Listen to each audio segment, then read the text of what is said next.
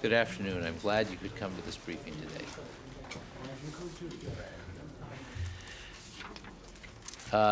Tomorrow afternoon at 1300, there'll be a briefing on Secretary Cohen's trip to Europe, which starts on Sunday with a trip to Germany, where he'll meet with German leaders, and then he'll go to the Marshall Center at Garmisch to meet with and give a graduation speech to people who have come from former Soviet countries, both civilian and military leaders who are at the Marshall Center learning about civilian control of the military. And then he'll go on to Brussels for a NATO defense ministerial meeting at the end of the week. But we'll have a more detailed briefing tomorrow at 1 o'clock. With that, I'll take your questions. Charlie. Ken, what's the Pentagon / Secretary's reaction to Major General Hale being charged with 17 counts of sexual misconduct and lying? This is an Army issue. It's before the Army. It's being reviewed. And as you know, they've announced an Article 32 proceeding. And I don't think it's appropriate for me or the Secretary to comment on it at this stage. Don't you think it's only an Army issue and not a military, and not a full military? This is a legal issue, a judicial issue in the Army justice system today, and it's not appropriate for me or the Secretary to comment on it at this time. Suzanne. Do you know, the Army says that this would be the second time such a case involving a general officer. If it does go to court-martial, that would be the second time. Do you know if has that ever occurred in any of the other military services? I'm sorry, what do you mean by this only the second time such a case? What do you mean by such a case? General officer has faced a court-martial. If this gentleman does face a court-martial, that it's only the second time that that's occurred in the Army. Do you know any history of other cases involving the other services for general officers? This is my understanding, and I'll give you the name of a military historian or law historian you can check with further. My understanding is that in 1949, a Navy Rear Admiral was recalled to active duty. I'm sorry, in 1957, a Navy Rear Admiral named Hooper was recalled to active duty to stand trial under court-martial, and he was convicted. He had retired in 1949. He was recalled to active duty in 1957 and stood for court-martial. He actually was the second flag officer to be court-martialed since the Uniform Code of Military Justice was instituted in 1950. The first was an Army Major General Grow, G-R-W, who was on active duty at the time he was court-martialed. He was court-martialed and convicted of 2 counts of dereliction of duty and 2 counts of security infractions because he lost a diary while in Moscow, and parts of the diary were then published in the Soviet press. He received a reprimand and a suspension from command for 6 months. There have been other flag officers court-martialed before the Uniform Code of Military Justice was adopted or enacted in 1950, and one of those was Benedict Arnold, if you want to go back into history. Yes? Change the subject? Is there more on this? Well, just one question, because the Secretary did ask for the review by the Inspector General of the Pentagon. Is there any anticipation of any further study of the matter? I think we need to be very clear. The Inspector General already was reviewing the Hale case before it became public. The Inspector General was assigned this case because Major General Hale had worked in the Army Inspector General office, so it wasn't appropriate for the Army to review the case. It had been turned over to the Department of Defense Inspector General. That report, as you know, was completed and issued. I think some of you read it in redacted form. And the Army has taken appropriate action and will continue to work on this case. It's action that the Army considered to be appropriate. This is an Army issue right now. It's in the judicial system, and it ought to stay in the judicial system, and the Army can answer questions about the case. So the IG investigation was underway before this case became public. Yes? May I change to Iraq? Sure. I have a small three-part question, Ken. You know, I can invoke the Warren Christopher rule and answer only the part I like the best. Good, fine. First part, based on what is now happening in Iraq, are airstrikes likely? Two, what assets are still in place in the Persian Gulf region? And three, is the Pentagon now moving or contemplating moving very soon more assets to the region? Okay. We have in the Gulf today a carrier battle group, the Enterprise Carrier Battle Group. The Enterprise will be leaving, I believe, on the 20th of December, and it will be replaced by the Vincent Carrier Battle Group. The Vincent is currently underway to the Gulf. I believe she'll arrive on the 18th of December, scheduled to arrive on the 18th of December. We have that carrier battle group contains 15 combatants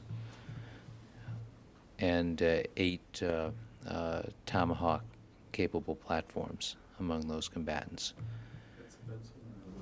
This is the Enterprise battle group, which is currently on station in the Gulf. The Enterprise will leave later this month, just before Christmas, and the Vincent will come in to replace the Enterprise. Where's the Enterprise going? The Enterprise, I believe, is in the Gulf. The Enterprise is already there. Where's it going? It'll go to the Into the Med. Med. The Enterprise was only there for a month. The Enterprise basically filled the gap between the Eisenhower, which left about a month ago, and the Vincent. And the Enterprise steamed over from Norfolk, went directly to the Gulf, and then will go to the Mediterranean. So it's going up into the Med. The Enterprise will, yes, and be replaced by the Vincent in the Gulf. This has been planned for some time.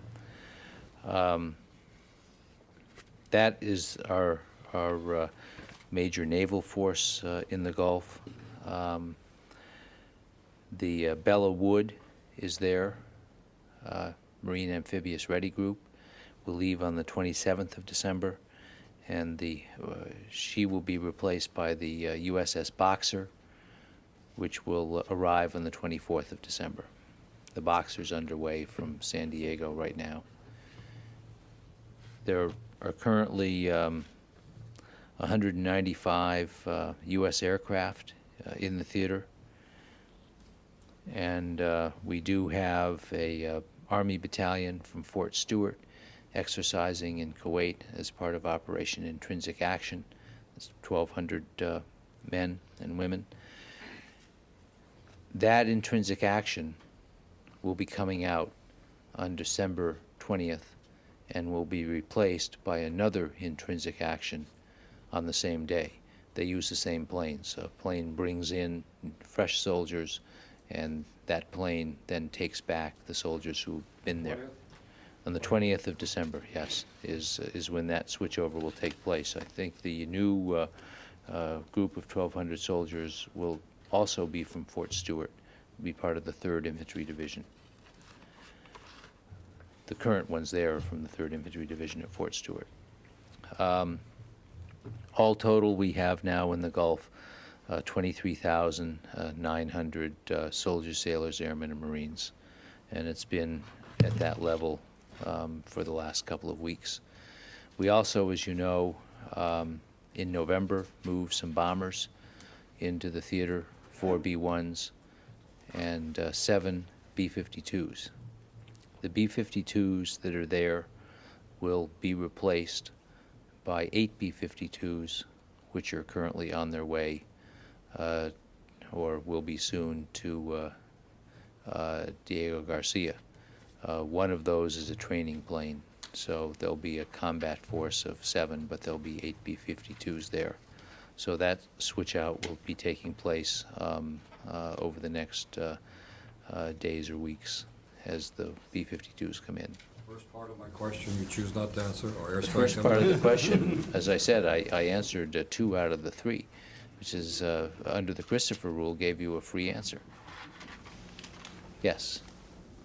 Yes, Ken, concerning Russia, I have 2 questions. The first is concerning the Topo-M missile, and which apparently is going to be the advanced ICBM of the next century, early part of the century for Russia.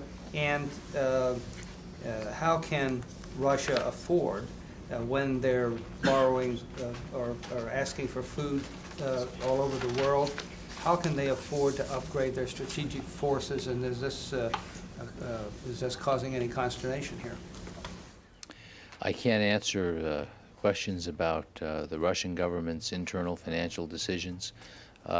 They clearly have a right to maintain a defensive force, and they're doing that. And they have a right to modernize their force, and they can do that under our arms control agreements, and they are. But I can't explain how they make decisions to spend military dollars on missiles versus military pay or aircraft, nor can I explain how they decide to allocate money between social and military concerns or needs. Okay, and secondly, Minister Adamov has said that Russia is going to continue to help Iran build a nuclear reactor in spite of our protests. And what's the department's take on that particular announcement, that they're going to continue because they need the bucks? Well, let me get back to you on that. Yes. Back in Iraq, for the second day now, the Iraqis have refused entrance for teams of inspectors, the United Nations. Is the United States contemplating doing anything about this, or they're letting the Iraqis get away with it for the time being? Taking into consideration Ramadan is only 9 days from now, the holy month of Ramadan in the area. Well, first of all, we believe that Iraq should comply fully with the UN Security Council resolutions and allow the inspectors to do their work. We're not alone in believing that. I noticed that the Gulf Cooperation Council leaders in Abu Dhabi yesterday issued a statement in which they blamed Iraq for fabricating repeated crises with UNSCOM. They supported UNSCOM's missions and particularly its disarmament purpose, and they also said that Baghdad should comply with all Security Council resolutions without conditions or exceptions. So I think the world community, and particularly the Arab world, is united in insisting on full compliance. We will, Ambassador Butler, the head of UNSCOM, has a program of inspections that he plans to conduct or have his inspectors conduct over the next couple of days. He will then evaluate the pattern of compliance based on those inspections and report back to the Security Council early next week. So I think we'll wait for him to complete his work in that respect and see what he concludes.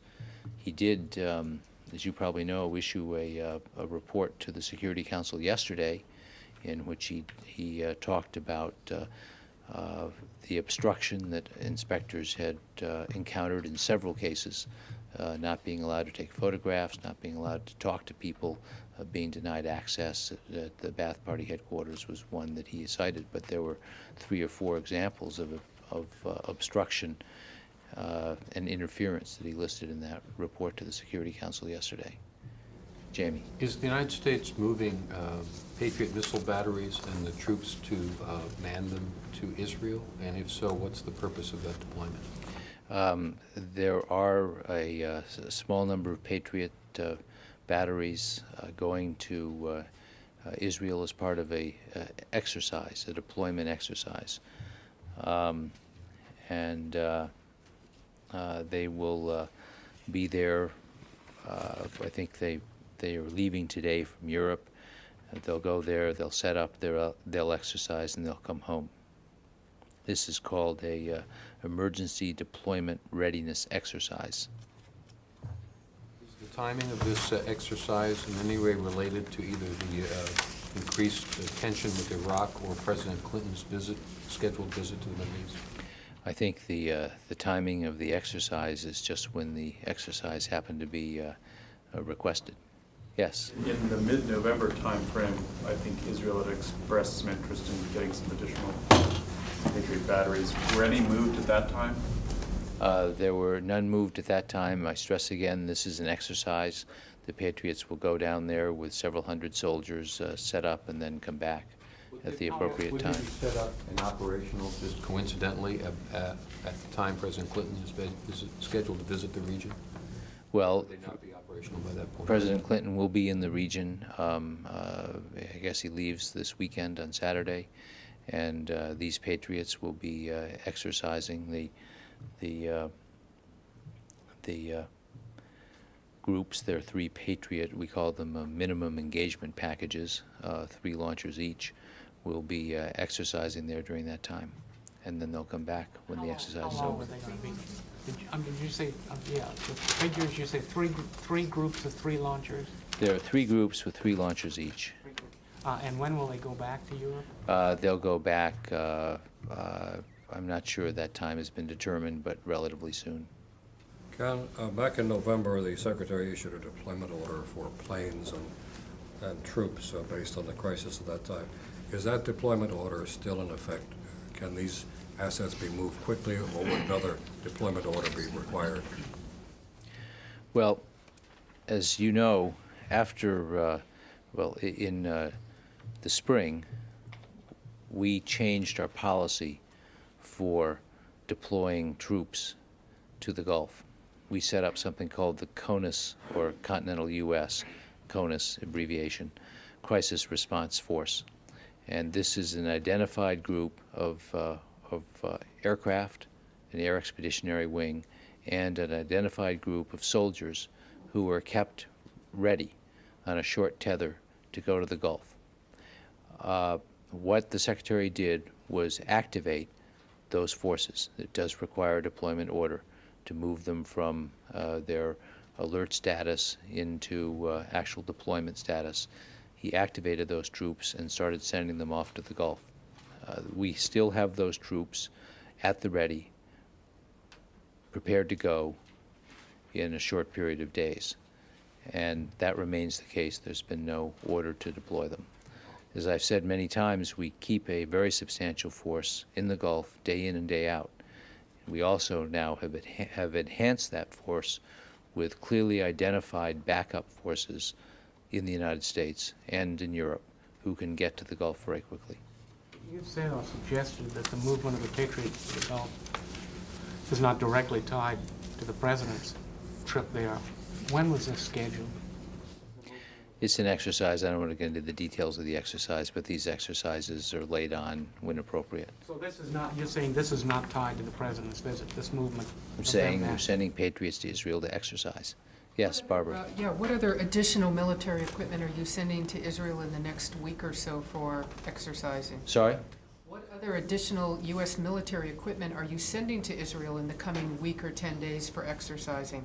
No, there's nothing that I can talk about now. I'm not aware that we'll be sending anything else, but we do have an exercise going on in Israel right now called Noble Shirley. I've thought of all Shirleys as noble, but this one is particularly noble.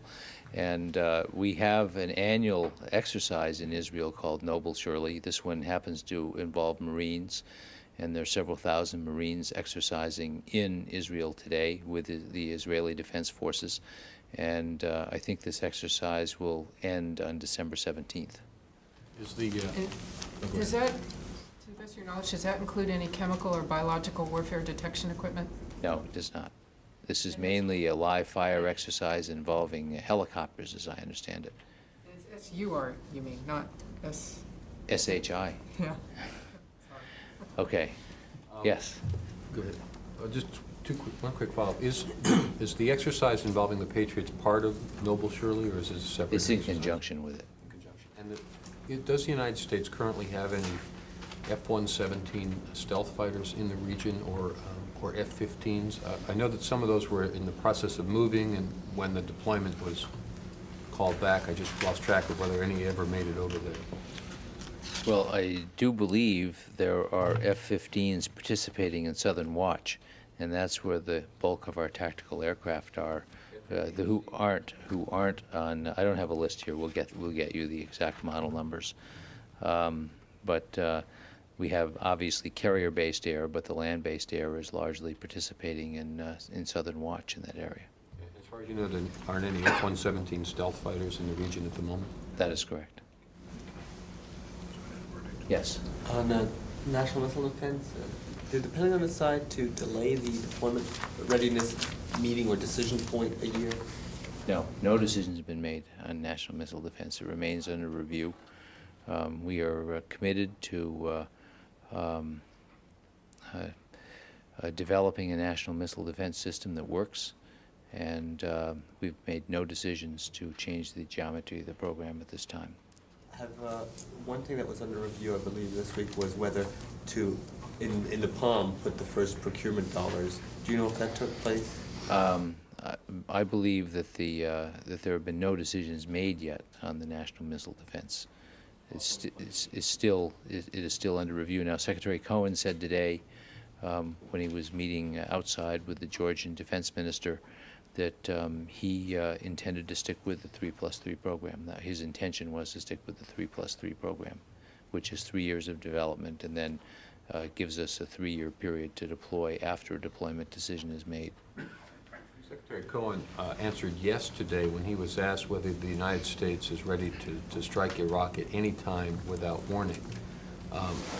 Does that mean that the U.S. could act before the United Nations inspection team makes any formal report about Iraqi compliance? It means exactly what the question said, that we have the ability to attack any time without warning. Ken, Bill Perry, speaking on the issue of North Korea and their uncompliance or noncompliance with inspecting the possible underground facility, said current situation appeared to be moving toward a critical situation similar to that of June 1994.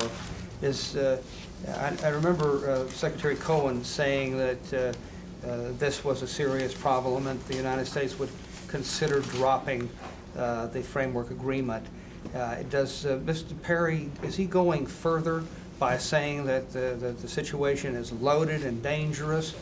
Or how would you comment on his remarks? Secretary Perry wouldn't have been appointed to that job if we weren't facing a worrisome situation in North Korea. And as I said, on Tuesday, his job is to go over and review the situation and review our policy towards North Korea to find out whether it's appropriate, given the current conditions. I think that the situation is obviously troublesome. We are working very hard to with the North Koreans to negotiate rights to look at an underground facility. Those discussions, I believe, are continuing, and Secretary Perry is still on his trip. He'll come back. He'll meet with people here.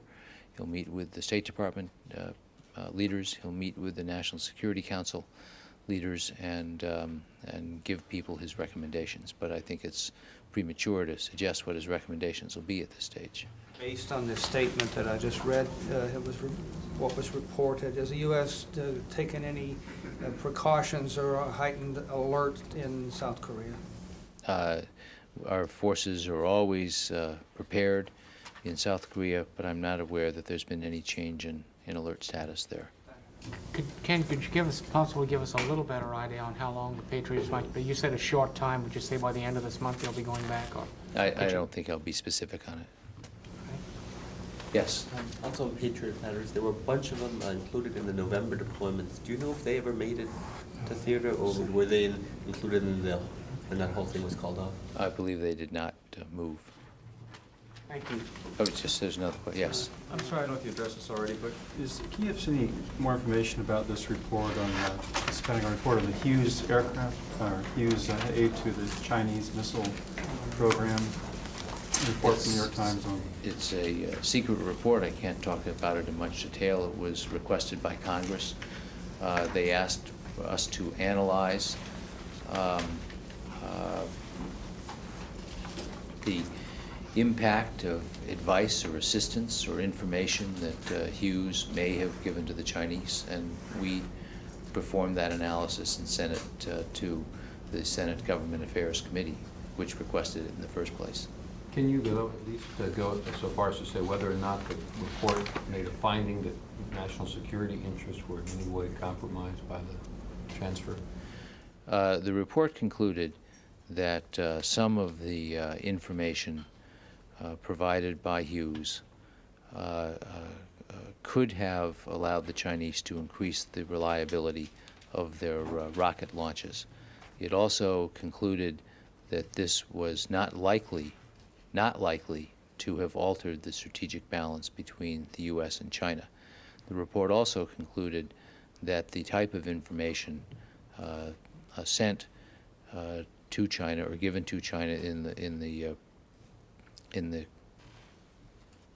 during a review of a launch failure, sort of post-failure review, that information should have been given under license from the State Department under the international trafficking and arms regulations. Well, do I understand this that Hughes Corporation is permitted to launch their satellites on Chinese rockets, but not permitted to help make sure the satellites actually get into space or that the launch is successful? Well, that's probably an overly simplistic description of the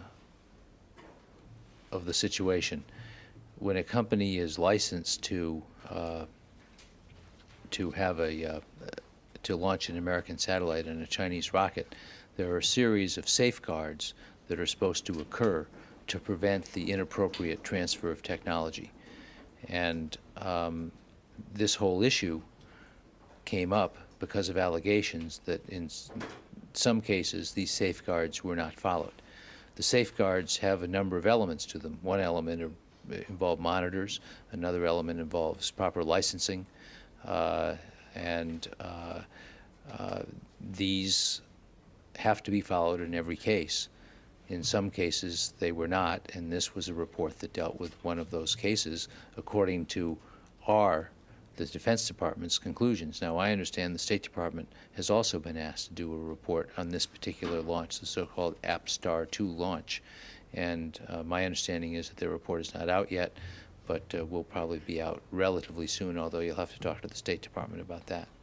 Is this overly simplistic, or is the problem here that the problem was apparently not in the Hughes satellite, but that Hughes apparently, in discussing the situation with the Chinese, ended up giving them information which would improve the Chinese rocket? Is that essentially? That's what the report found, yes. Are there any Did new? it also find that it could have improved, that information also could have improved launches of Chinese missiles as opposed to rockets? This report dealt with the APSTAR-2 failure, which was being launched by, I think, a Long March 2 rocket, or attempted to be launched by a Long March 2 rocket. To a certain extent, all technological information is transferable from one project to another, but this just looked at the project at hand. Chris? When this post-failure discussion between Hughes and the Chinese was happening, was the Defense Department person present, or was that part of the problem that they didn't conduct those conversations? No, that was part of the problem. There was no, that's what the reviewers found. There was no Defense Department person present at the time. So not only did they share information that they shouldn't have, they followed the wrong procedures by not having a Defense Department person there when they had any discussions. I think that different people in the government would disagree over that characterization of what procedures were correct and what procedures weren't correct. It's the Defense Department's view that this should have been handled under a State Department licensing procedure, which would have involved monitors, Defense Department monitors, on the scene during meetings between the Chinese and the corporate officials, and would have involved monitors on the scene in China during certain events. And does the Pentagon report recommend any new safeguards, Ken? Or for that matter, any kind of tightening up in enforcement by the Pentagon? No, it does not make specific recommendations like this. This looked at an historical event that took place in 1995 and tried to reconstruct what happened during that event. The issue here wasn't whether the safeguards were adequate, it's whether the safeguards were properly followed. That was the issue, one of the issues in the report. Thank you. Thank you very much.